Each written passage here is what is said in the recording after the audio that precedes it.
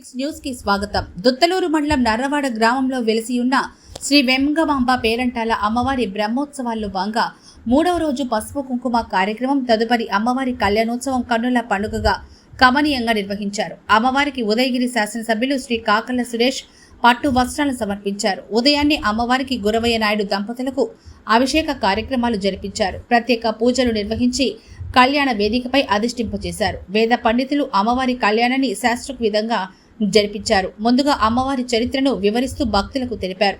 అనంతరం అమ్మవారి కళ్యాణం తంతును శాస్త్ర విధంగా వేద మంత్రాలతో నిర్వహించారు. కళ్యాణ ఘట్టంలో అతి ముఖ్యమైనదిగా గుణజీల ధారణ గావించారు.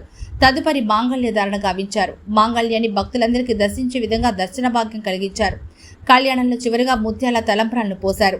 భక్తులు అమ్మవారి కళ్యాణాన్ని కళ్ళులారా దర్శించి మానసిక ఆనందాన్ని పొందారు. తీర్థ ప్రసాదాలు స్వీకరించి పునీతులయ్యారు. ఈ కార్యక్రమాలను ఆలయ ఈవో ఉషశ్రీ పర్యవేక్షించారు. ఈ కార్యక్రమంలో ఎలాంటి అవాంఛనీయ సంఘటనలు చోటు చేసుకోకుండా కావలి డీఎస్పీ శ్రీధర్, కలిగిరి సిఐ వెంకటనారాయణ, ఇతర మండలాల ఎస్ఐలు బందోబస్తు నిర్వహించారు.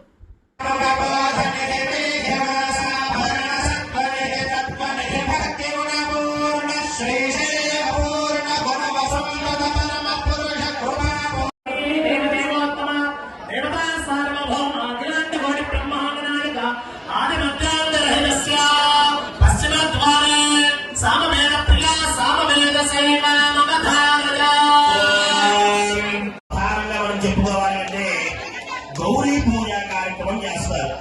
ఎందుకు అంటే ఎవరైతే గౌరీ పూజ చేస్తారో వారికి వైధవ్యం అంటూ కలగలరా.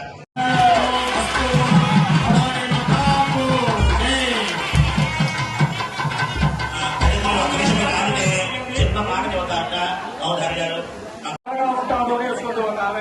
అమ్మ మంగళ సూత్రము ఎంత గొప్పదో పార్వతీ మాత చెప్పింది.